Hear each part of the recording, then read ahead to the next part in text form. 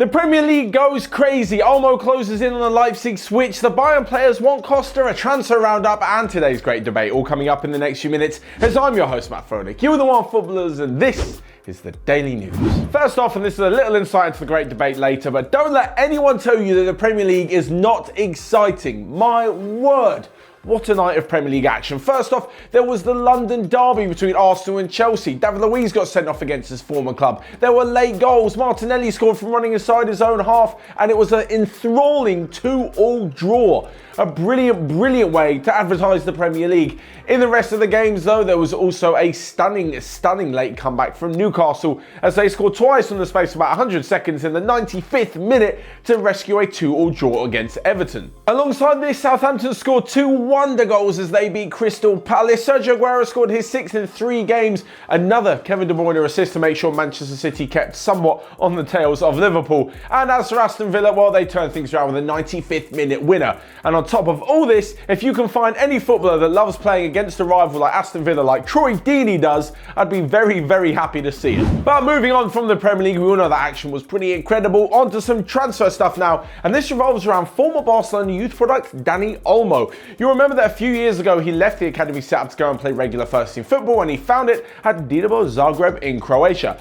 Since then, his star has been rising. He really caught the eye of Europe's biggest clubs in last year's European Under-21 Championships, and since then, well, he's played in the Champions League group stage as well against the likes of Shakhtar, Atlanta and Manchester City, and now it looks like he could be getting his big move. Now, this is something apparently that Dani Olmo and his representatives wanted because they think it will boost his chance of getting into the Spanish squad for the upcoming Euro 2020 this summer. So he's got 3 offers on the table. First off, and probably the weakest, is from AC Milan. They're offering 20 million and they want to sign him in the summer. That's a little bit too late. Secondly, our Wolves are offering 30 million, which is a lot more money than the rest, and of course, huge Premier League wages, but it's thought that Olmo doesn't exactly want to move to the Premier League just yet. The most likely option is that he joins RB Leipzig in the Bundesliga. They're apparently offering around 25 million euros plus a load of bonuses to the player himself.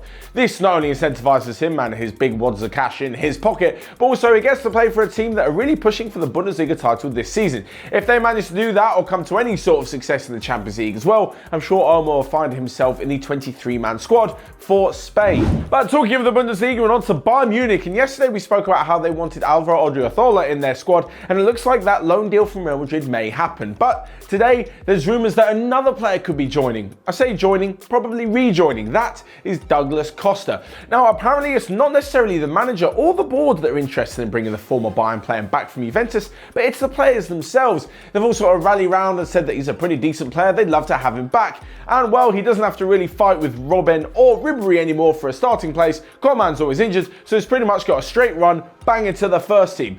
A few years ago, he was on loan at Juventus. They made the deal permanent only at the beginning of last season, but since then, hasn't really worked out for him. He's got 27 appearances in Serie A combined in the last 18 months and has got as many red cards as he has goals in that time. 1. So you can see why he's probably angling for a move away from Juve. Whether or not it will happen, yeah, we'll have to kind of wait and see, especially with the January transfer window. It looks like teams are looking for a lot of loans rather than splashing out loads of money just yet. We'll see that a little bit later on in our transfer roundup as well. I said a little bit later on, we come to it right now. First off, Manchester United have offered a ridiculous bid for Birmingham's Jude Bellingham. The 16-year-old has apparently attracted interest from Ole Gunnar Solskjaer's side, and they are willing to bring him in to the tune of £30 million.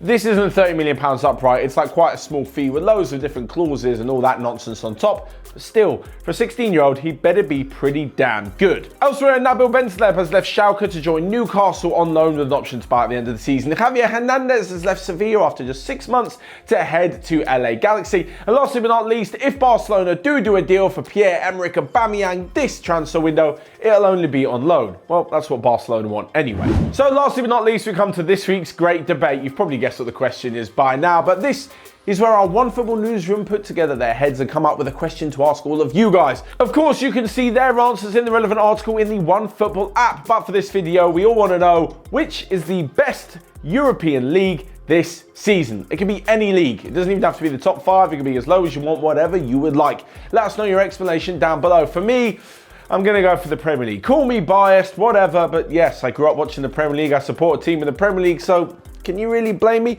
I know that Liverpool are running away with it, but they are going to win it for the first time in 30 years. And this decade, in the last 10 years, only Manchester City managed to regain it. That means apart from those 2 years, the title swapped hands every single season.